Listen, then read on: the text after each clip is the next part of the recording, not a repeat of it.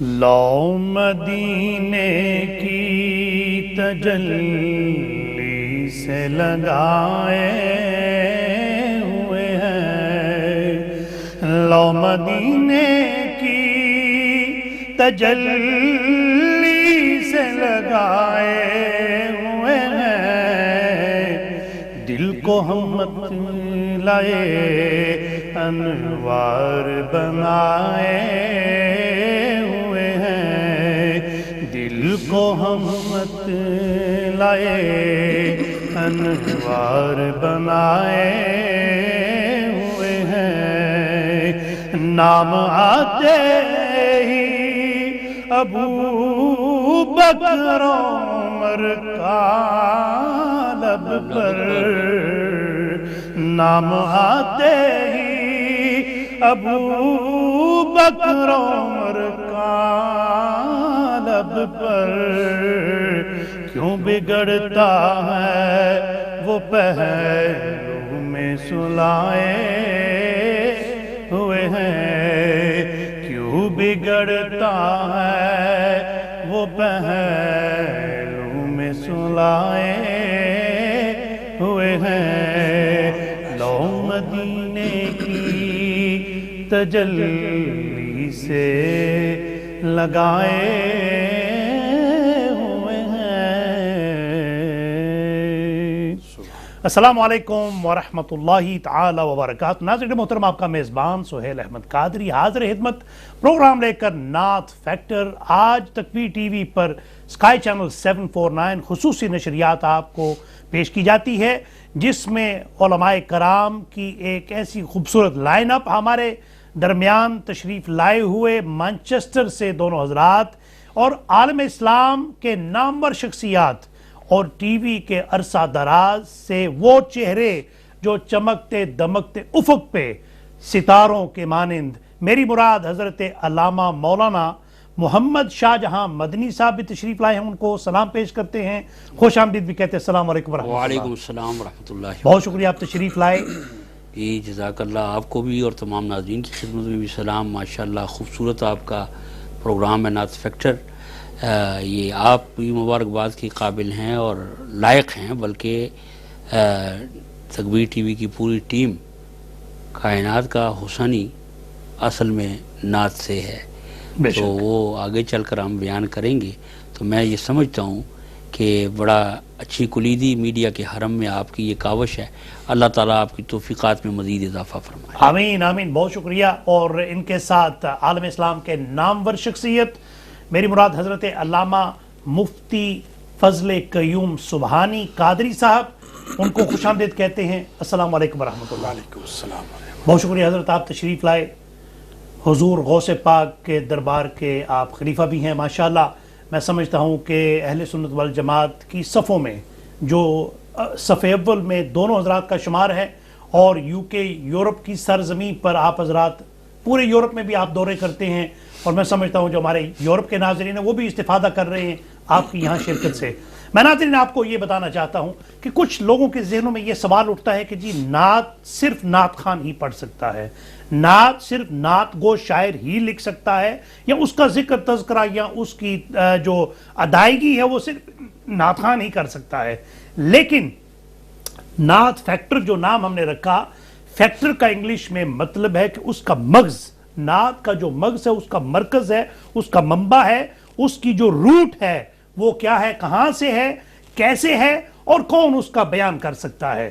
قرآن پاک میں اللہ رب ذوالجلال نے آقا علیہ السلام کی شان میں بے شمار آیات پاک نازل فرمائی، جس کا ذکر علماء کرام ہمیشہ آپ کے سامنے کرتے ہیں، میڈیا کے ذریعے، مساجد میں اور بہت بڑی بڑی کنونشنز میں، پروگراموں میں آپ سنتے ہیں۔ نعت کی صورت تلاوت میں بھی آپ نعت پڑھ سکتے ہیں، قرآن کا ذکر جب کرتے ہیں وہ حضور کی نعت ہے۔ آج یہ حضرات ہمارے سروں کے تاج، جن کے بارے آقا علیہ السلام نے فرمایا العلماء ورثۃ الانبیاء، کہ انبیاء کے ورثاء میں ان کا شمار ہے، آج ان کی زبان سے بھی ہم نعت سنیں گے، لیکن نعت الفاظ میں بھی، تقریر میں، قرآن میں، تلاوت میں، اور پھر اشعار میں، تحت لفظ میں بھی اور ترنم میں بھی۔ تو میں چاہوں گا کہ سب سے پہلے حضرت علامہ مولانا محمد شاہ جہاں مدنی صاحب کی خدمت میں گزارش کروں گا کہ حضرت نعت، کیونکہ یہ نعت فیکٹر ہے، فیکٹر کا مطلب ہے مغز، منبع، اور اس کا مرکز اور اس کا روٹ، اس کی جڑ، یہ نعت کی ادائیگی، نعت کا آغاز کہاں سے ہوا، کیسے ہوا، پھر ہم دوسرے ٹاپکس میں، دوسرے سیگمنٹ میں بات کریں گے۔ میں چاہوں گا کہ نعت کے حوالے سے کون کر سکتا ہے، کیسے کر سکتا ہے، اور کس طرح کرنا چاہیے، کہاں کرنا چاہیے اور کہاں نہیں کرنا چاہیے، اس کا آپ تھوڑا سا نعت کے حوالے سے بتا دیں۔ یہ الحمدللہ الذی وحدہ والصلاۃ والسلام علی من لا نبی بعد، اما بعد، فاعوذ باللہ من الشیطان الرجیم، بسم اللہ الرحمن الرحیم۔ سہیل قادری صاحب، نعت کا تعلق میں سمجھتا ہوں کہ تخلیق انسانیت سے پہلے کا ہے، اور نعت کہنا اور نعت پڑھنا یہ سنت خدا ہے۔ اللہ اکبر، سبحان اللہ۔ نعت ہے کیا؟ نعت سرکار علیہ الصلوۃ والسلام کی تعریف اور توصیف پر وہ حسین کلام ہے جو توفیق خداوندی کے بغیر ممکن ہی نہیں۔ سبحان اللہ۔ حدیث پاک علماء سے یہ چیز مخفی نہیں ہے کہ اللہ فرماتا ہے، حدیث قدسی ہے کہ کنت کنزا مخفیا، میں چھپا ہوا خزانہ تھا، مجھے محبت ہو گئی۔ اللہ اللہ اللہ اللہ۔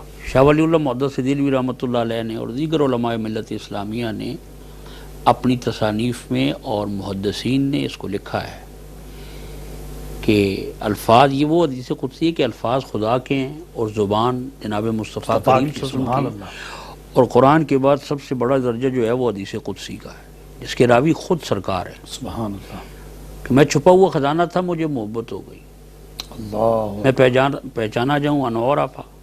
تو پھر کیا ہوا؟ خالق نے اپنے نور کا جلوہ دکھا دیا اور سب نور کو ملا کے محمد بنا دیا۔ سبحان اللہ۔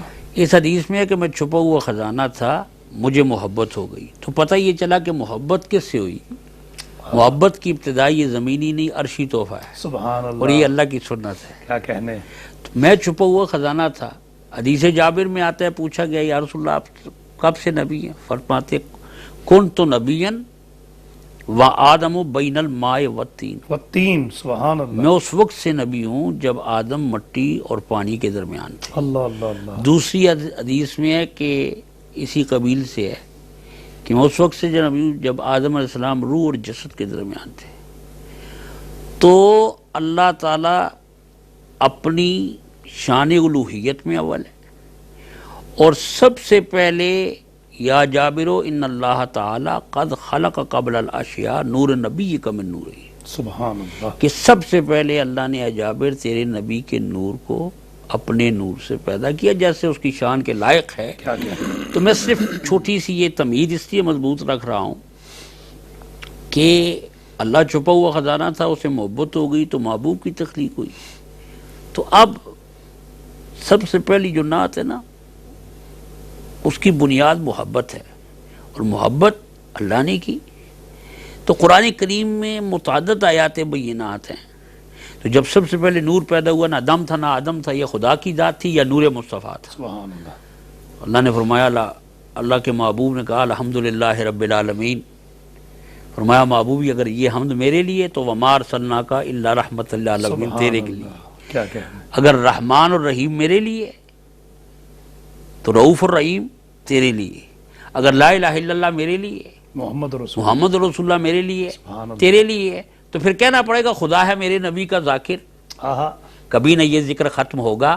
ازل سے میرے نبی کی محفل سجی ہوئی تھی، سجی رہے گی۔ سجی رہے گی۔ تو نعت کا تعلق ازل سے میرے نبی کی محفل، اور ہر دور میں جناب آدم علیہ السلام کی توبہ قبول ہوتی ہے۔ اللہم صل بحق محمد، یہاں حوالے دوں تو کہکشاں لگ جائے، چونکہ وقت ہمارے پاس بڑا تھوڑا ہے۔ میں یہ عرض کرنا چاہتا ہوں کہ کوئی لمحہ نعت کے بغیر مکمل نہیں ہوتا، ہر لمحہ نعت ہے۔ لا الہ الا اللہ اگر آپ کہتے ہیں تو یہ بھی نعت ہے، چونکہ اس پر سب سے بڑی دلیل قد جاءکم برہان من ربکم، وہ جناب محمد الرسول اللہ صلی اللہ علیہ وسلم کی ذات بابرکات ہے، اور دلیل برہان بمانا معجزہ بھی ہے، برہان بمانا دلیل بھی ہے، خدا کی معرفت پر کامل دلیل جناب محمد مصطفیٰ صلی اللہ علیہ وسلم کی ذات ہے۔ اور اگر معجزہ لیں تو سر کے بالوں سے لے کر پاؤں کے ناخنوں تک رحمت عالم صلی اللہ علیہ وسلم معجزہ ہی معجزہ ہیں، تو نعت بھی معجزے سے کم نہیں ہے، اور معجزہ وہ ہے جو نہ عقل میں آتا ہے نہ سمجھ میں آتا ہے۔ تو میں نے کہا خدا ذاکر میرے نبی کا کبھی نہ یہ ذکر ختم ہوگا، ازل سے میرے نبی کی محفل سجی ہوئی تھی، سجی رہے گی، وما ارسلناک الا رحمت للعالمین، جو عالمین ہیں ازل سے ابد تک ان کے لیے اگر حضور رحمت ہے تو رحمت ہونا پہلے ہے، تو رحمت کی نعت ہونا بھی سب سے پہلے ہے۔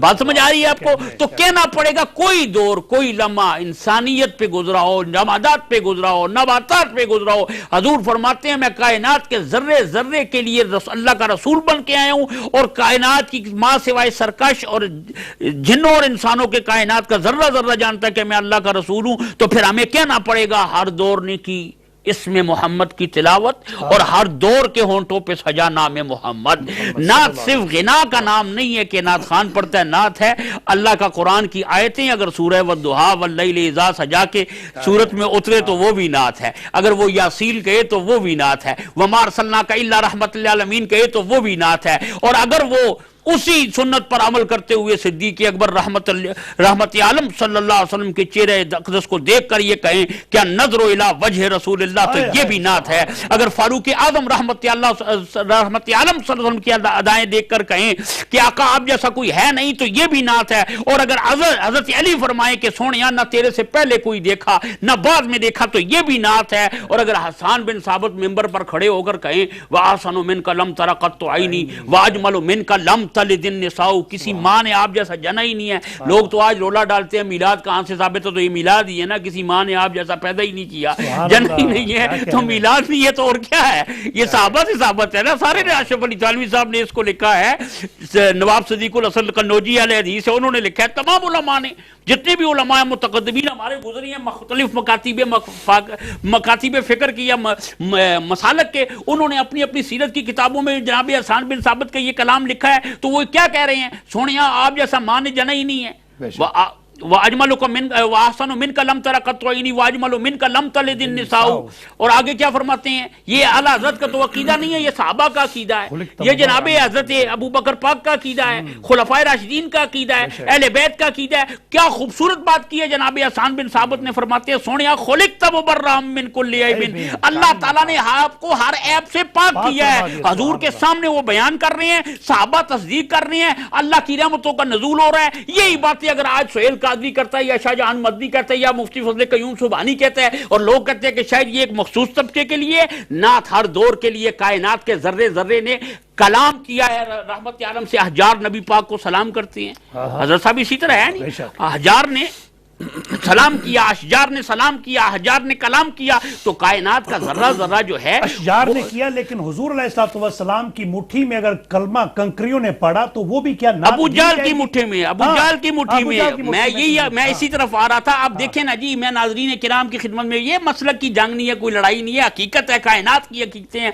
ابو جہل کنکریاں اپنے ہاتھ میں اٹھاتے اور کہتے ہیں بتائیں مجھے ہاتھ میں کیا ہے؟ حضور نے فرمایا مجھ سے پوچھو کیا ہے، ان سے پوچھو میں کون ہوں، ان سے یہ تو ابو جہل بھی جانتا ہے کہ نبی غیب جانتا ہے۔ اگر آج مولوی نبی کے علم غیب پر مناظرہ کرے تو جائے پہلے ابو جہل کے ساتھ، اس سے اچھا تو وہ تھا، وہ بھی یہ جانتا ہے کہ اگر کسی کا امتحان لینا ہو، کسی کا امتحان اگر نبوت کا دعویٰ کرے تو نبی وہ ہے جو غیب کی حقیقت کو جانتا ہے۔ میری مٹھی میں کیا؟ حضور نے فرمایا مجھ سے کیوں پوچھتے ہو، ان سے پوچھو میں کون ہوں۔ اب یہاں پر میں ایک عرض کرنا چاہتا ہوں، بڑا لطیف سا نقطہ، حمد کائنات کا ذرہ ذرہ کرتا ہے، یسبح للہ ما فی السماوات وما فی الارض، زمین و آسمانوں میں ہر شے اللہ کی تسبیح بیان کرتی ہے، وہ خفی طور پر بیان کرتی ہے، لیکن جب حضور کی عظمت کی باری آ جائے، حضور کی رفت کی باری آ جائے، حضور کی ناموس کی باری آ جائے، تو وہ جو چیزیں صامت ہیں اللہ ان کو بھی زبانیں عطا کر دیتا ہے، اور وہ بھی کھلے بندوں نعت مصطفیٰ اور خدا کی توحید اور نبی کی رسالت بیان کرتی ہیں۔ تو ابو جہل نے وہی کنکریاں جب کانوں کے ساتھ لگائیں تو سارے علماء نے لکھا ہے کنکریوں نے کلمہ شہادت پڑھا۔ میں اب تمہیں بتانا چاہتا ہوں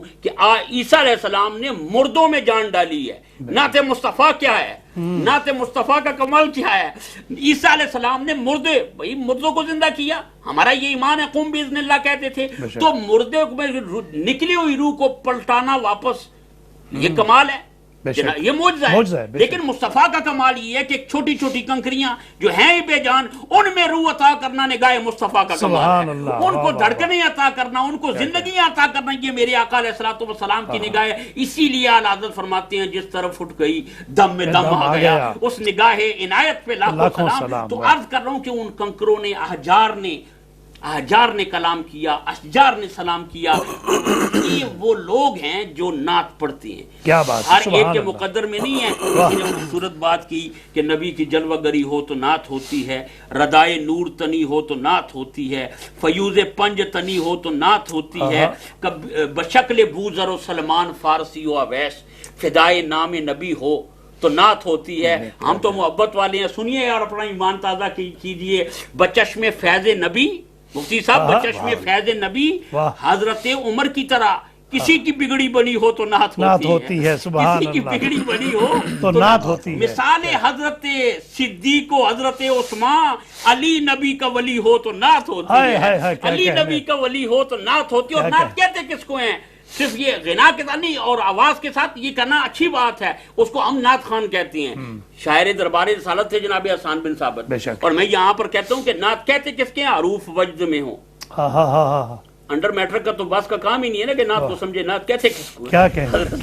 حروف وجد میں ہوں، جن کو حروف کی پہچان ہو، ردیف کی پہچان ہو، جن کو پتہ ہو کہ نعت کہتے کس کو ہیں. اب میں اہل ادب کی نظر یہ جملے کر رہا ہوں کہ حروف وجد میں ہو، قافیے ہو سرب سجود، ردیف جھوم رہی ہو تو نعت ہوتی ہے. کیا کرم کی بات ہے، کرم کی بات ہے، زور قلم کی بات نہیں. عطا ادھر سے ہوئی ہو تو نعت ہوتی ہے. تو جناب حسان بن ثابت کیا فرماتے ہیں؟ خلقت مبرم من کل عیب. قرآن میں ریب نہیں ہے اور نبی کی ذات میں صحابہ کا عقیدہ کہ عیب نہیں ہے. ذالک الکتاب لا ریب فیہ. اور صاحب قرآن میں عیب نہیں ہے. تو اگلا جملہ جو حسان بن ثابت نے کہا، جو یہ شرک کی جو فیکٹریاں لگا کے بیٹھے ہیں نا، خود ہی مشرکوں سے جفیاں لگا رہے ہیں، اور پھر ہم اگر بات کریں گے تو شکایت ہوگی ان کی خدمت میں. جناب حسان بن ثابت فرماتے ہیں جس کو پیدا کیا ہے اللہ نے اپنی مرضی سے پیدا کیا. پر سونے محبوب کا انک قد خلقت کما تشاء، آپ کو آپ کی مرضی کے مطابق پیدا ہوا. کہہ کیا حضور نے منع نہیں کیا. آپ کو آپ کی مرضی سے پہلے پیدا کرنے کا مطلب صحابہ کا بھی یہ عقیدہ تھا کہ وہ اپنی الوہیت میں اول ہے اور مصطفیٰ کریم اپنی نورانیت. سبحان اللہ. بہت خوبصورت انداز میں حضرت علامہ مولانا شاہ جہاں مدنی صاحب نعت کی بیک گراؤنڈ اور نعت کا جو مغز ہے اس کو اس انداز سے بیان کیا. قرآن و سنت کی روشنی میں اور آقا علیہ الصلوۃ والسلام کا وہ نام نامی جو آج اب یعنی کہ ازل سے لے کے ابد تک جو زندہ جاری اور جاوید رہے گا. انشاءاللہ تعالی مختلف انداز میں تذکرہ مصطفیٰ ہوتا رہے گا. میں حضرت قبلہ مفتی سبحانی صاحب کی خدمت میں یہ سوال کرنا چاہتا ہوں کہ اللہ رب ذوالجلال نے قرآن مجید فرقان حمید میں حضور کے حوالے سے وَرَفَعْنَا لَكَ ذِكْرَكَ لکھا کہ اے حبیب، اے محبوب، تیرے لیے تیرا ذکر بلند کرتے چلے جائیں گے. ذکر بلند کرنا اللہ رب ذوالجلال نے پہلے ہی قرآن پاک میں، جیسے کہ حضرت فرما رہے تھے، متعدد آیات بینات ہیں حضور کی شان میں. جو شان نزول ہوا یعنی کہ حدیث پاک میں بے شمار حدیث ہمیں ملتی ہے حضور کے حسن کا تذکرہ، حضور کی ادا کا تذکرہ، حضور کے شمائل مصطفیٰ ہمیں ملتے ہیں. لیکن وہ کون سا تذکرہ ہے، وہ کس انداز سے رب ذوالجلال اشارہ کس طرح فرما رہا ہے کہ اے محبوب تیرا ذکر تیرے لیے ہم بلند کریں گے. یعنی کہ آئندہ آنے والے وقت قیامت تک، محشر کے میدان تک، بلکہ اس کے بعد بھی جو ذکر ہمیں ملتا ہے. میں چاہوں گا کہ اس پہ تھوڑی سی آپ روشنی فرمائیں. بسم اللہ الرحمن الرحیم. سب سے پہلے تو آپ جناب گرامی کا مشکور و ممنون ہوں اور تکبیر ٹی وی کے تمام انتظامیہ کا مشکور ہوں کہ یہ ذکر رسول اور ذکر حبیب آپ نے بزم سجائی ہے اور ہم اس میں میزبان بھی ہیں اور مہمان بھی ہیں. سبحان اللہ. اور ذکر حضور کا ہو یہ باعث نجات ہے، باعث شرافت ہے، باعث شفاعت ہے، باعث برکت ہے، باعث رحمت ہے. اور یہ انسان کی اپنی توجہات اور اپنی توجہ کا مرکز بنانے کے لیے، مدینہ منورہ کے نور کو اپنے سینے میں سجانے کے لیے اور اس نور کو نور گنجینہ بنانے کے لیے انسان کی سعادت ہے. کیا کہنے. نبی کریم علیہ الصلوۃ کا جو ذکر ہے، نعت جو ہے، یہ عاشقان مصطفیٰ کی وادی اور جاگیر ہے. بے شک. اور عاشق مصطفیٰ جس جس صورت میں ہوگا، وہ عالم ہوگا، غیر عالم ہوگا، شاعر ہوگا، غیر شاعر ہوگا، ثنا خوان ہوگا، غیر ثنا خوان ہوگا، ادیب ہوگا، غیر ادیب ہوگا، یہ جو نعت ہے یہ وہ سرزمین ہے کہ تمام عاشقان مصطفیٰ اس وادی کے رہرو ہے اور اس وادی میں رہنے والے اور چرنے والے ہیں۔ اس پہ کسی کا مہر نہیں ہے۔ جو عشق مصطفیٰ والا ہے وہ اس نعت سے محبت رکھتا ہے اور سنتا سناتا پڑھتا پڑھاتا ہے۔ البتہ ہمارے اصولی علماء نے شعر لکھنے کا سند اس کو دیا ہے جو علم کلام اور عقائد اور ضروریات دین سے باخبر ہو۔ جو علم کلام سے بے خبر ہو یا عقائد اور ضروریات دین سے بے خبر ہو، اور اس کے بعد صاحب شفا شریف نے لکھا کہ وہ لوگ عشق مصطفیٰ بھی رکھتے ہو اور عشق مصطفیٰ کے تعظیم سے بھی باخبر ہو، وہ پھر نعت لکھ کے تو پھر نعت کا جو احاطہ ہے وہ شروع ہو جاتا ہے۔ سبحان اللہ۔ اسی لیے یہ صرف پڑھنے والوں کی جاگیر نہیں ہے بلکہ یہ تمام عاشقان مصطفیٰ کی جاگیر ہے، اور یہ تمام عاشقان مصطفیٰ کا۔ حضور علیہ السلام کا تخصص سیدنا شیخ عبد القادر جیلانی رحمۃ اللہ تعالیٰ کی شاگردوں میں ایک شاگرد ہے، انہوں نے فرمایا کہ قرآن الف لام میم سے لے کر اور الحمد سے لے کر والناس تک یہ پورا یہ جو قرآن ہے یہ ذکر مصطفیٰ، توصیف مصطفیٰ، شان مصطفیٰ، مقام مصطفیٰ، اسی کو ہمارے محدث اعظم پاکستان رحمۃ اللہ تعالیٰ نے بھی بیان فرمایا کہ پورا قرآن جو ہے یہ ذکر مصطفیٰ، شان مصطفیٰ، توصیف مصطفیٰ ہے۔ اور قرآن کے اندر جو سورہ رحمان ہے اس کو مفسرین نے فرمایا کہ یہ ایسا سجا ہوا ہے جس طرح کسی گھر میں دلہن یا کسی در میں دلہن اور دولہا سجتے ہیں، اسی طرح یہ قرآن میں سورہ رحمان ہے۔ لیکن سورہ رحمان کے ہر آیت کے اندر رب کریم نے نعت مصطفیٰ کو بیان کیا ہے، لیکن نعت کا جو احاطہ ہے اس کے ضروریات ہے، اور نعت کا جو زمین ہے وہ صرف حضور علیہ السلام اور آپ کے حالات اور آپ کے واقعات کے اوپر نہیں ہے، بلکہ آپ کے اہل بیت، آپ کے اصحاب، آپ کے ماننے والے جو نبی کا ہو گیا وہ بھی نعت کا حصہ بنتا ہے۔ اسی لیے آپ نے دیکھا ہوگا شاعر اپنا ذکر نعت میں ضرور کرتا ہے، آخری شعر جو ہے وہ شاعر کا زمین ہے، اسی لیے کہ جو نبی کا ہوا، جو حضور کا عاشق ہے وہ اس نعت کا حصہ بن جاتا ہے، مقطع میں اس کا نام ضرور آتا ہے۔ اور پھر جب مقطع ہم پڑھتے تو پتہ چلتا ہے کہ عشق کی داستان لکھی کس نے ہے۔ اس کی وجہ یہ ہے، اور ہمارے اکابر ائمہ اہل سنت نے خاص کر جو ہمارے امام تفسیر ہے انہوں نے لکھا ہے کہ حضور علیہ السلام کی ثنا اور توصیف اور ترانے ہی مقصدی دین و ایمان ہے۔ اگر یہ نہ ہوتا تو توحید کا تذکرہ تو ہر ملت میں آیا ہے، ہر دور میں آیا، ہر وقت میں آیا، ہر زبان پہ آیا، لیکن توحید کے ساتھ ساتھ محمد رسول اللہ کا جو ذکر ہے وہیں سے آغاز ہوا، اور پتے پتے پہ، بوٹے بوٹے پہ، شجر شجر پہ یہ جو داستان نعت ہے یہ جنت میں رب کریم نے رقم کیا ہے۔ نبی کریم علیہ السلام نے فرمایا جو دریا بہیں گے وہاں پہ جو پتھر ہے وہ موتی کی طرح چمکیں گے، اس پہ لکھا ہوگا اس میں محمد صلی اللہ علیہ وسلم، ہر پتے اور ہر بوٹے پہ، کیونکہ جنت جو ہے یہ عاشقان مصطفیٰ کی جاگیر ہے، یہ سلطنت ہے، وہاں درجے درجے ہے۔ نبی کریم علیہ السلام نے فرمایا وہاں 99 درجے ہے۔ نعت وہ ہے جس کو حضور نے خود بیان فرمایا۔ حضور علیہ السلام نے امام ترمذی نے نقل کیا، حضور نے فرمایا میں فخر تو نہیں کرتا لیکن جنت میں سب سے پہلے داخل ہونے والا میں ہوں۔ حضور نے فرمایا میں فخر تو نہیں کرتا لیکن جنت کے دروازوں کو سب سے پہلے کھولنے والا میں ہوں۔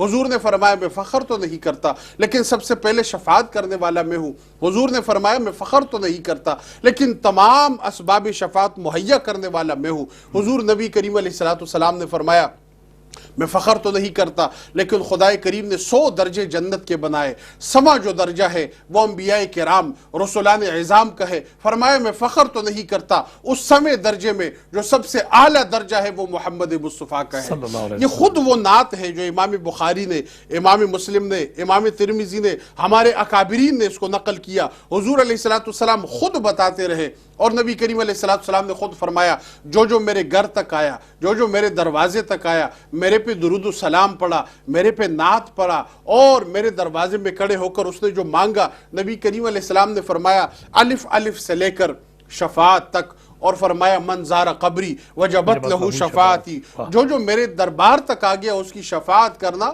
اور اس کو بخشوانا یہ محمد مصطفیٰ کے ذمہ کرم پہ۔ یہ نعت ہے جو حضور نے خود ارشاد فرمایا ہے۔ رب کریم نے نعت ارشاد فرمایا قرآن میں، رسول کریم نے ارشاد فرمایا احادیث مبارکہ میں، اور پھر دور ابو بکر رضی اللہ عنہ، بلکہ آج تو یوم ہی نعت کا ہے، کیونکہ آج یوم ہے یوم مباہلہ کا، اور آج وہ یوم ہے جس میں نبی کریم علیہ السلام اپنے دائیں ہاتھ میں امام حسن کو لے کر، بائیں ہاتھ میں امام حسین کو لے کر، پیچھے سیدنا علی کرم اللہ اور سید کائنات ہے، اور آپ جا رہے ہیں اور وہاں سارے نجران والے دیکھ رہے اور فرما رہے یہ جو چہرے ہیں یہ چہرے نور والے ہیں، یہ جو 5 نورانی چہرے آ رہے ہیں، رب کریم نے ان کو ہی نور قرآن اور نور زمین و آسمانوں کا دیا ہے، ان کو مانیں گے، ان کی نعت کو مانیں گے تو ہمارا بیڑا پار ہو۔ سبحان اللہ، سبحان اللہ، بڑے خوبصورت انداز میں آپ نے گفتگو فرمائی۔ میں حضرت علامہ شاہ جہاں مدنی صاحب کی جانب چلتا ہوں کہ نعت کے ساتھ ساتھ جب کلام ہم ذکر پاکان امت کا جب ذکر ہوتا ہے، اصحاب کرام کا جب ذکر ہوتا ہے، جب پنجتن پاک کا ذکر ہوتا ہے، اہل بیت اطہار کا جب ذکر ہوتا ہے، تو اس کو مناقب کہا جاتا ہے، منقبت جو پیش کی جاتی ہے۔ تو کچھ حضرات ایسے ہیں کہ جی وہ مولا کائنات کا آپ ذکر کرتے ہیں تو یہ مناسب نہیں ہے، نعت کو وہ مانتے ہیں، لیکن جب مناقب کی باری آتی ہے تو پھر کہتے ہیں جی میں آپ کو سوال یہ کرنا چاہتا ہوں، حضور علیہ السلام نے من کنت مولا فہذا علی مولا کا جب ذکر کیا کہ جس کا میں مولا اس کا علی مولا، تو اس میں کہنا، اس کا ذکر کرنا، مناقب اس کو بیان کرنا، مناقب میں طرز کے ساتھ، ترنم کے ساتھ، یہ ویسے ذکر کرنا حضور مولا کائنات کو اس انداز سے جیسے حضور نے فرمایا کہ جس کا میں مولا اس کا علی مولا۔ تو میں چاہوں گا کہ اس پہ آپ تھوڑا سا ذکر فرمائیں۔ جی ماشاءاللہ، بڑی خوبصورت کوشچن ہے آپ کا، نعت پہ گفتگو ہوئی تھی اور پھر آپ چلے گئے منقبت کی طرف۔ عرض خدمت یہ سہیل صاحب کہ ایک شخصیت ایسی ہے نبی کریم صلی اللہ علیہ وسلم کی بارگاہ میں، محفل سجی ہوئی ہے، اور یہی حسان بن ثابت۔ نعت سے پھر میں منقبت پہ آ رہا ہوں اگر وقت ہے آپ کے پاس۔ بسم اللہ۔ ہاں بالکل، ہاں سنیں، قبلہ اجازت ہے؟ ماشاءاللہ۔ عرض یوں ہے کہ جناب حسان بن ثابت نے وہ جو میں نے پہلے مشہور ربائی ہے، ہر عاشق کو یاد ہے کہ خلقت مبرم من کل عیب، یہی جناب حسان بن ثابت رحمت عالم صلی اللہ علیہ وسلم کی نعت پڑھ رہے تھے، اور نبی کریم صلی اللہ علیہ وسلم نے حسان بن ثابت کو روکا، اور نبی کریم صلی اللہ علیہ وسلم نے فرمایا حسان کبھی تو نے میرے صدیق کی بھی کوئی منقبت کہی ہے؟ اللہ اللہ اللہ اللہ، ایمان تازہ کرے ذرا، تمام ناظرین کو ذوق کے لیے میں عرض کر رہا ہوں، سبحان اللہ۔ میرے صدیق کا بھی کبھی ذکر کیا ہے؟ تو ضیاء النبی شریف میں پیر کرم شاہ صاحب نے اور دیگر ہمارے اسلاف نے اپنی کتب میں یہ پورا واقعہ بڑی تفصیل کے ساتھ لکھا ہے، چونکہ تفصیل کا وقت نہیں ہے، آپ مجھے چھیڑ دیتے ہیں تو میں تو 1 گھنٹہ جو آپ کا پروگرام ہے اس میں تو میری تمہید بنتی ہے۔ اللہ، تو میں یہ چاہتا ہوں کہ مختصراً لیکن عشق و محبت کے ساتھ دلائل کی روشنی میں ہم گفتگو جی کریں۔ بسم اللہ۔ ہاں یا رسول اللہ میں نے ذکر کیا ہے، تو پھر وہ غار ثور کا جو واقعہ اس کی طرف جناب حسان بن ثابت نے وہ اشعار کہ یا رسول اللہ غار میں 2 میں سے جو دوسرے تھے وہ یہ تھے، آپ کے رفیقے ہے۔ اب یہاں پر ایک بات میں ناظرین کو بتانا چاہتا ہوں، مولا علی کا آپ کو پتہ ہے ہم ماننے والے ہیں، ہمارا تو جھگڑا ہی نہیں ہے، ہم تو صحابہ کی بھی ماننے والے ہیں، اہل بیت کے بھی ماننے والے ہیں۔ تو نبی کریم صلی اللہ علیہ وسلم نے حسان بن ثابت کو حکم دیا کہ میرے صدیق کا بھی ذکر کیا ہے، صحابہ کی موجودگی ہاں میں نے کیا ہے، فرمائش حضور نے کی، اس فرمائش پر پورے کون اترے؟ جناب صدیق اکبر کی شان میں حسان بن ثابت نے وہ شعر کہے، تو گویا نبی کریم صلی اللہ علیہ وسلم نے اپنی زندگی میں یہ امت کو سبق دے دیا کہ مجلس سے جا کر میرے یار غار کا ذکر سننا یہ خود محمد مصطفیٰ کی سنت ہے، اور یہی منقبت کا آغاز ہے۔ آپ کو ابھی سمجھ آئی ہے کیا بات کہ نبی کریم صلی اللہ علیہ وسلم نے امت کو بتا دیا کہ میرے یار غار کا ذکر مجلس سجا کے فرمائش کر کے سننا یہ مصطفیٰ کی سنت ہے۔ کیا بات ہے، فرمائش کرنا حضور نے کہا نا یہ حسان بن ثابت کو، تو حضور نے حکم دیا، یا رسول اللہ میں نے کی، انہوں نے پڑھی، باقی صحابہ نے سنی۔ تو ایمان والو یہ صدیق اکبر کا ہی مقام ہے کہ آقا علیہ الصلوۃ والسلام وفاؤں کے بادشاہ کو اپنی زندگی میں ان کی منقبت پڑھوا کے بعد والوں کو درس دینا چاہتے ہیں کہ ان وفاداروں کو بھولنا نہ، جیسا میں ابتدا کر رہا ہوں تم بھی جب ان کے ایام آئیں تو ذکر کریں۔ اب آتے ہیں مولا کائنات، شیر خدا، تاجدار حل عطا، مرتضی، مشکل کشا کی طرف، اور مجھ سے قبل مفتی صاحب نے اشارہ بھی کیا آیت مبالغہ کی طرف۔ اللہ اکبر، وہ بھی کیا شان ہے۔ آج جب ہم کہتے ہیں کہ نبی کریم صلی اللہ علیہ وسلم دیکھیں فَقُلْ تَعَالَوْا نَدْعُوا أَبْنَاءَنَا وَأَبْنَاءَكُمْ وَنِسَاءَنَا وَنِسَاءَكُمْ، سمجھ آ گئی نا، لے آؤ پھر ثُمَّ نَبْتَهِلْ، یہ آیت مبارکہ اس کے لیے ایک پورا موضوع چاہیے، چونکہ مفتی صاحب نے اشارہ کیا، اور چونکہ ہم پنج تن پاک کے غلام اگر ذکر نہ کریں تو ہمارا جناب ہی ہمارا تو ایمان ہی مکمل نہیں ہوتا۔ میں تو یہ کہتا ہوں کہ اکثر میں لکھتا رہتا بھی ہوں کہ کمال کرتے ہو، علی کا نام نہ لے سانس ہی نہیں آتی۔ مفتی صاحب علی کا نام نہ لیں سانس ہی نہیں آتی، کمال کرتے ہو کہتے ہو یا علی نہ کہو، کمال کرتے ہو کہتے ہو یا علی نہ کہو۔ تو نبی کریم صلی اللہ علیہ وسلم نے نجران کے عیسائیوں کے مقابلے میں حضور نے فرمایا لے آؤ تم اپنے بیٹوں کو، تو حضور اپنے کن بیٹوں کو لوگ گئے؟ حسن و حسین کو۔ قرآن حسنین کریمین کو حضور کا بیٹا کہہ رہا ہے۔ یہ میں نقطہ بتانا چاہتا ہوں کہ قرآن، اور اب کربلا میں جاؤ کہ کن پر خنجر چلے ہیں، بات سمجھ آ رہی ہے آپ کو؟ میں عرض کرنے کا مقصد یہ کہ وہ مقام بھی، اور نجران کے عیسائیوں نے کہا کہ ان کے جو پیشانیوں میں ہمیں نور نظر آ رہا ہے، اگر آج انہوں نے دعا کے لیے ہاتھ اٹھا دی اور بدعا دے دی تو قیامت تک کے لیے کوئی عیسائی روئے زمین پر نہیں رہے گا۔ ان کو تو ان کی پیشانیوں میں نور مصطفیٰ نظر آ گیا، اور ہمیں اپنے معاشرے میں آج ہم نورانیت اور بشریت پر بحث کرتے ہوئے نظر آ رہے ہیں۔ تو عرض یہ کر رہا ہوں غدیر خم کے موقع پر جو آپ نے اشارہ کیا، غدیر خم کے موقع پر یمن میں حضور علیہ السلام نے مولا کائنات کو بھیجا تھا محصولات کے لیے اور خمس کے لیے۔ وہاں پر کچھ لوگوں نے حضرت مولا پاک سے اختلاف کیا، مولا پاک حج پہ آ گئے، اور وہ حضور علیہ السلام نے ان کو سمجھایا بھی کہ حضرت علی پہ اعتراض نہ کرو، حضرت علی کی نیت پہ شک نہ کرو۔ تو وہ چیمہ گوئیاں جب بڑھنے لگی تو رحمت عالم صلی اللہ علیہ وسلم نے جب اپنا حج سے واپسی پر مکہ اور مدینہ کے درمیان 14 کلومیٹر دور ایک مقام آتا ہے غدیر خم، اس کے موقع پر لاکھوں صحابہ کا اجتماع تھا، 1 لاکھ سے زیادہ صحابہ کرام سے روایات میں آتا ہے، اور مرقات المصابی میں اور دیگر کتب میں یہ روایات موجود ہے اہل سنت کی کتابوں میں۔ ہم اہل سنت اہل تشیع نہیں ہیں۔ رحمت عالم صلی اللہ علیہ وسلم نے خطبہ وہاں پر دیا خم کے مقام پر، اور بڑا لمبا چوڑا خطبہ دیا حضور علیہ السلام، خدا کی توحید بیان کی، آیتوں کا بھی نزول ہوا، بعض روایات میں آتا ہے۔ اس موقع پر نبی کریم صلی اللہ علیہ وسلم نے حضرت مولا مرتضیٰ شیر خدا کو بلایا اپنے پاس، اور یوں حضرت علی کا دست اقدس اپنے ہاتھ میں لیا اور بلند کرتے ہوئے کہا کہ من کنت مولاہ فہوا ھذا علی المولا، سبحان اللہ، کہ جس کا میں محمد مصطفیٰ مولا ہوں اس کے علی پاک مولا ہے۔ کیا کہنا ہے؟ ذرا محبت کے ساتھ میں مجھے اگر 2-4 منٹ دے، اب میں ستار کو آپ چھیڑنا چاہتا ہوں کہ نبی کریم صلی اللہ علیہ وسلم نے 2 کام کیے ہیں۔ حضور فرما سکتے تھے نا جی من کنت مولا فہو ھذا علی المولا، ایک ہے قول مصطفیٰ، ایک ہے فعل مصطفیٰ۔ نبی کریم صلی اللہ علیہ وسلم نے مولا کائنات کا دست اقدس یوں بلند کیا اور فرمایا ہاتھ میں پکڑ کر من کنت مولا، یہ ہے قول، اور ہاتھ کو بلند کرنا یہ ہے فعل۔ ایک ہے قول رسول، ایک ہے فعل رسول۔ قول رسول کا منکر کون ہے؟ مفتی صاحب کیا ہے جی جو قول رسول کا منکر ہے؟ کیا کہتے ہیں ان کو آپ؟ شریعت میں کیا سزا ہے؟ وہ کافر ہے، کافر ہے۔ اور فعل رسول کا جان بوجھ کر جو نماز چھوڑ دے وہ فاسق و فسق و فجور ہے۔ تو نبی کریم صلی اللہ علیہ وسلم نے اس موقع پر 2 کام کیے، فرمایا من کنت مولا ہو، آج تو اللہ کا علاوہ واللہ مولاکم، اللہ ہی مولا ہے، نہ نبی مولا ہے نہ کوئی اور مولا ہے۔ یہ بھی فتوے امت میں چل رہے ہیں نا، علی کو مولا کہہ دیا تو شرک کے فتوے لگ جاتے ہیں۔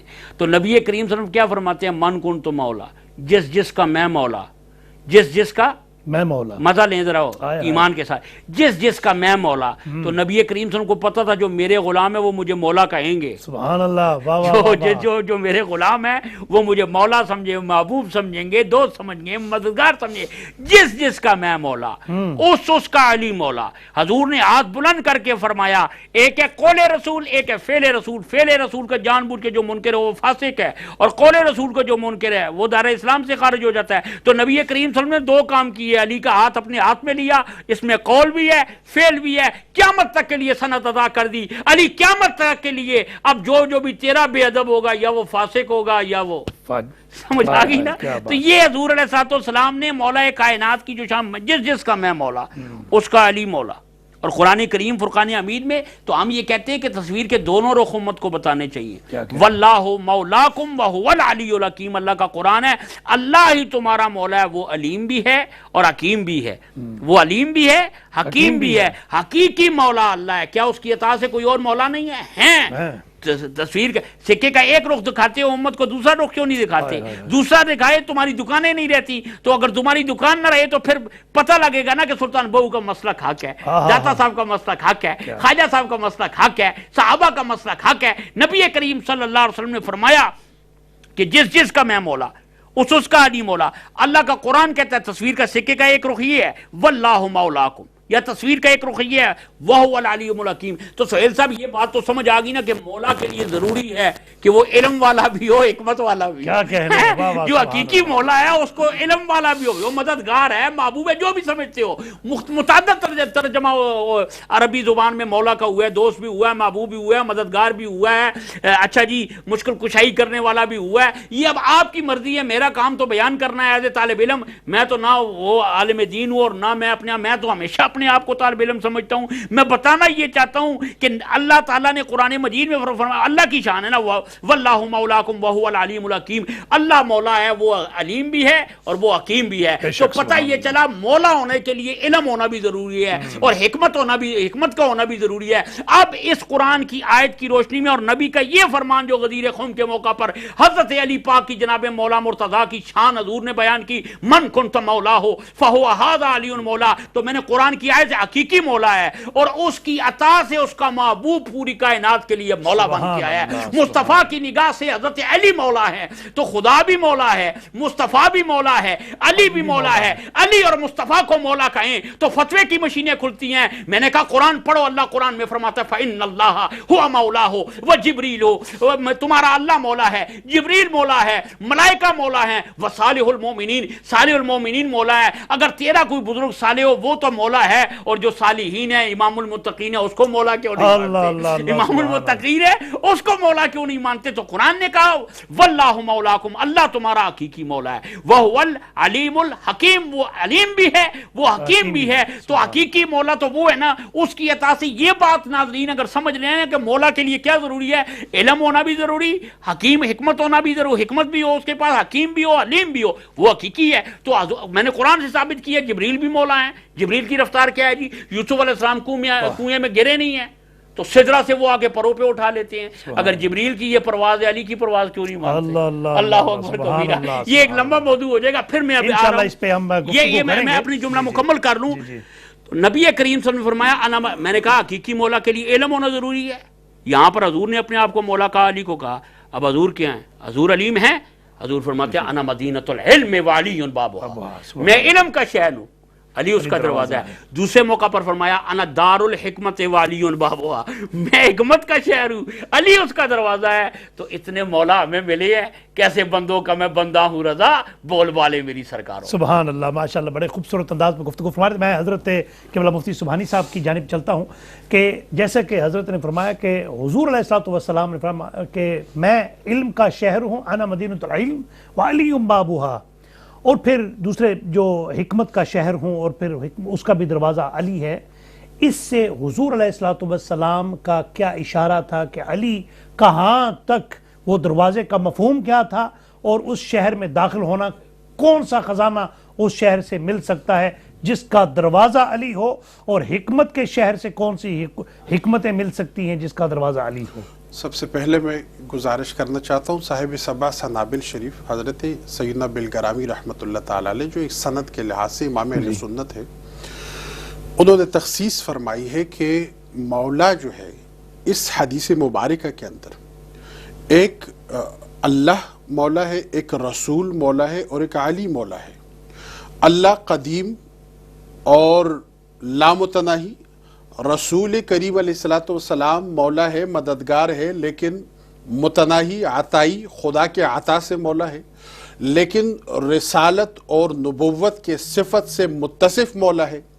علی کرم اللہ تعالیٰ وجہ الکریم جو ہے وہ بھی عطائی ہے، لیکن رسالت، نبوت اور اس کے خاصے، مثال کے طور پہ معصوم ہونا، ان تمام خاصوں سے نیچے جو ولایت کی مولائیت ہے اس سے متصف ہے۔ لہٰذا ہمارے اہل سنت کے ہاں 3 درجے ہیں مولائیت کے۔ ایک درجہ خدائی ہے جو قدیم ہے، ایک درجہ مصطفائی ہے جو عطائی ہے لیکن نبوت اور رسالت سے متصف ہے، تیسرا درجہ جو سیدنا علی کا ہے وہ نبوت اور ولایت کے بعد جو سب سے اول درجہ ہے وہ سیدنا علی کرم اللہ۔ تو جیسے حضرت فرما رہے تھے کہ قرآن پاک کی آیات میں جسے جہاں تک جبریل امین کو بھی کہا گیا کہ وہ مولا ہے، اور وہ جو صالحین ہیں وہ جو ہیں ان کا تخصیص ہے نا، عطائے جہاں تک جزوی سیدنا علی کرم اللہ تعالی وجہ الکریم کے فضائل ہے وہ یہ ہے کہ نبی کریم علیہ السلام نے تمام صحابہ اور اہل بیت کے سامنے آپ کا دست مبارک پکڑا اور فرمایا من کنتو مولاہ فہذا علی مولاہ، او کما قال رسول علیہ السلام، امت والو جو ادھر موجود ہو اور امت والو جو آنے والے ہو، سب یاد رکھو جس کا میں محمد الرسول اللہ صلی اللہ علیہ وآلہ وسلم مددگار ہوں، جس کا مولا ہوں، جس کا آقا ہوں، جس کا ملجا ہوں، جس کی مشکل کشائی کرنے والا ہوں، جس کو تمام مشکلوں سے نکالنے والا ہوں، اس کا علی المرتضیٰ بھی مولا ہے، مشکل کشا ہے، حاجت روا ہے، عطا کرنے والا ہے، حلم دینے والا ہے، بخشش کروانے والا ہے، عظمتوں کے مینار بنانے والا ہے، ولایت تقسیم کرنے والا ہے، اور ہر شہر کے اندر ولی بنانے والا ہے۔ اور اسی لیے فرمایا یہ جو علی ہے، یہ علی انت اخی فی الدنیا والآخرہ، اے علی تو میرا اس دنیا میں بھی بھائی ہے، اس دنیا میں بھی بھائی ہے۔ علی المرتضیٰ کو اپنے درجے پہ بٹھانے والے، کعبہ کی کنجی دینے والے، مدینہ کے رہنما بنانے والے، تمام بیعتوں کے اندر سب سے پہلے شامل کرنے والے، اپنا بھائی بنانے والے،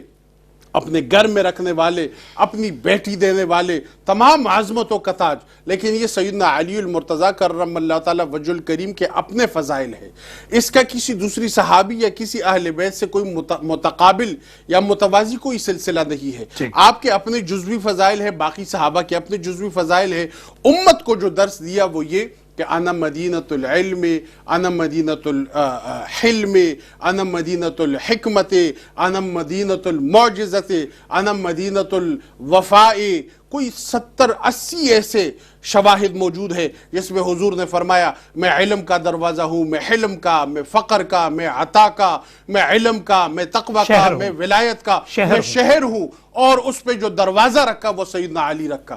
اس پہ امام اہل سنت نے فرمایا، مجدد دین و ملت، مجدد میعت حاضرہ حضرت الشاہ احمد رضا خان القادری رحمت اللہ تعالی علیہ، آپ فرماتے ہیں کہ سیدنا علی المرتضیٰ کرم اللہ تعالی وجہ الکریم کے ہاتھ میں، آپ کے ہاتھ میں رسول کریم نے اپنا پورا امت دے دیا۔ سبحان۔ اور آپ فرماتے ہیں کہ نبوت کے بعد جتنے بھی درجات تھے وہ سارے، اسی لیے آپ نے نقل کیا کہ سب سے پہلے مبارکبادی دینے والے خلیفۃ رسول اللہ سیدنا ابو بکر رضی اللہ عنہ ہے، دوسرے مبارکبادی دینے والے مولائے کائنات کو خلیفۃ رسول اللہ سیدنا عمر فاروق ہے۔ یہ جو فرمایا نا چراغ ممبر و محراب و مسجد ابو بکر و عمر عثمان و حیدر، یہ جو فرمایا نا یہ وہ پالیسی ہے جو نبی کریم علیہ السلام نے باندھی۔ لیکن سیدنا علی المرتضیٰ کرم اللہ تعالی وجہ الکریم آپ کے اپنے صفات، آپ کے اپنے خصوصیات، آپ کے اپنے عظمتیں اور آپ کے اپنے دلائل اس بات کے شاہد ہے کہ نبی کریم علیہ السلام کہ آپ کی جو شہزادی ہے، آپ کے گھر میں بات ہوئی، سیدنا علی کرم اللہ تعالی وجہ الکریم سے آپ کی اہل حرم پوچھتی ہے جو سیدہ کائنات ہے کہ مجھے بتاؤ میرے مولا کہ نبی کریم علیہ السلام تم سے زیادہ پیار کرتے ہیں یا مجھ سے زیادہ پیار کرتے ہیں؟ سیدنا علی فرمانے لگے جس کی بات ہے ان سے نہ جا کے پوچھ لیں۔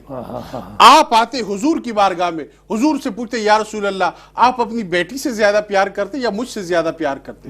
نبی کریم علیہ السلام مسکرائے اور آپ نے فرمایا اے علی، چونکہ میری لاڈلی شہزادی تم سے بہت پیار کرتی ہے اسی لیے میں بھی تم سے پیار کرتا ہوں۔ یہ وہ سند ہے جو رسول کریم علیہ السلام عطا فرماتے رہے، کیونکہ آپ نے اپنے گھر کو، اپنی شہزادی کو، اپنے پورے خاندان کو سیدنا علی کرم اللہ تعالی وجہ الکریم کے ہاتھ مبارک میں دیا تھا۔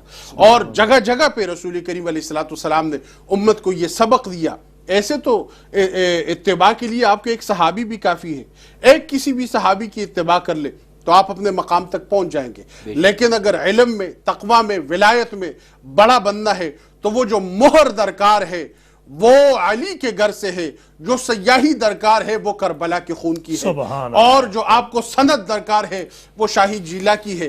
تو جو مہر لگے گا علی کا، وہاں وہاں ولایت ہوگا. جہاں جہاں علی سے پیار نہیں وہاں وہاں ولایت نہیں. اسی لیے امام اہل سنت نے فرمایا کہ اگر ولی بننا ہے تو علی کے پاس آنا پڑے گا. علی کی دلیل یہ ہے کہ علی کے پیچھے ولی موجود ہوگا. جہاں صرف علی کا نام ہو، ولی نہ ہو، وہاں علی نہیں. جہاں علی بھی ہے، اولیاء ملت بھی ہے، وہاں کا نام اہل سنت ہے، اور وہ علی کے ماننے والے. سبحان اللہ، سبحان اللہ. بڑے خوبصورت اور جامع انداز میں سوال کا آپ نے جواب ارشاد فرما دیا. میں حضرت آپ کی جانب آتا ہوں کہ آپ نے جب آیت مباہلہ کا جو ذکر کیا اس میں پنجتن پاک کا خصوصیت کے ساتھ اللہ رب الجلال نے ذکر قرآن مجید فرقان حمید میں فرمایا کہ اہل بیت، یعنی کہ اہل بیت کا کچھ لوگ اس کا مفہوم یہ لیتے ہیں کہ صرف وہ 5، تخصیص ان کا یہ ہے کہ صرف وہ 5 اہل بیت اطہار ہیں. حالانکہ حضور علیہ الصلوۃ والسلام نے بعد ازاں ذکر اہل بیت جب کیا تو حضرت سلمان فارسی، سلمان من اہل البیت، ان کا بھی ذکر کیا. حضور کے اختیارات ہیں. دیکھیں سہیل قاضی صاحب، میں آپ کو بات سمجھ گیا ہوں. مسئلہ یہ ہے کہ وہ جو 5 تن پاک اس وقت موجود تھے، جس طرف آپ جا رہے ہیں شاید آپ اس کو کھل کے بیان نہیں کر رہے. جی، تو خیراتی وکیل موجود ہے. جی، بسم اللہ. وہ کہتے ہیں جی باقی اگر صاحبزادیاں تھی تو وہ کیوں نہیں تھی؟ تو وہ پردہ فرما گئی تھی جناب، جائیں تاریخ پڑھیں. تو جو اگر ہوتی تو ان کو بھی لے کے جاتے. سمجھ آ گئی نا؟ ان کا شمار سمجھے. میں یہی عرض کر رہا ہوں کہ تم اپنی لے آؤ، ہم اپنی لے آتے عورتیں. تو اس موقع پر جو میسر سرکار علیہ الصلوۃ والسلام لے گئے، اس پہ کیا ہے، تو ان کی ازواج مطہرات جو آئے تطہیر ہے وہ تو ہے ہی ازواج مطہرات کے متعلق. وہ اس کے لیے لمبا تفصیلی مضمون چاہیے ہمیں. وہ تو آلریڈی شامل ہے نا. ان کو اپنی چادر میں یہ داخل اہل بیت ہے، وہ شامل اہل بیت تھی. مفتی صاحب اسی طرح ہے کہ قرآن کی آیت نازل ہوئی تو ان کو تو ردا میں لیا نا. تو ردا میں کیوں لیا حضور نے؟ سبحان اللہ. اللہ ہاؤلائے جس کو ابا کہتی ہیں، چادر میں لیا ان 5 تن پاک کو. حضور نے یہ فرمایا.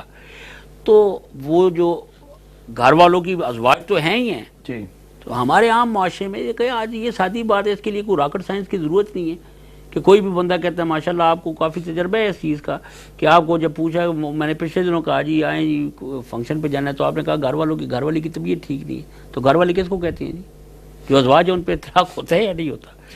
مسئلہ یہ نہیں ہے. سلمان فارسی کو تو یہ تو حضور کا اختیار ہے. عید کے دن رو رہے تھے میرا کوئی بھی نہیں ہے. حضور نے فرمایا سلمان منا اہل البیت. یہی تو اختیارات مصطفیٰ ہیں صلی اللہ علیہ وسلم. لیکن اس سے پہلے جو غدیر پر آپ نے چھوڑا تھا، اور مفتی صاحب نے بڑی خوبصورت گفتگو کی ہے.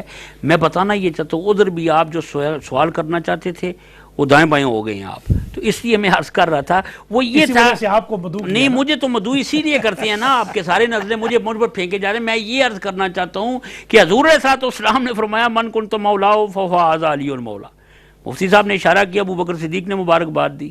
ابو بکر صدیق نے مبارکباد دی نا، تو پتہ لگا نبی کے قول پر کسی کے بارے میں بھی ہو اس کی تصدیق پہلے ابو بکر کرے گا پھر عمر کرے گا. سبحان اللہ. ٹھیک ہے.